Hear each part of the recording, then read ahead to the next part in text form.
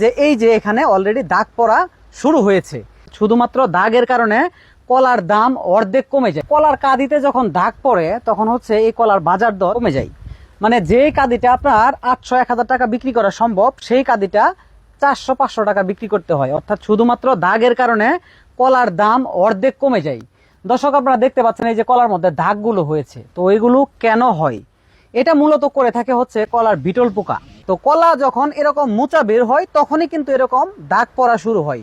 আর এই কাজটা মূলত করে থাকে কলার বিটল পোকা। এই যে মোচার ভিতরে এই জায়গাটার মধ্যে বিটলে আক্রমণ করে।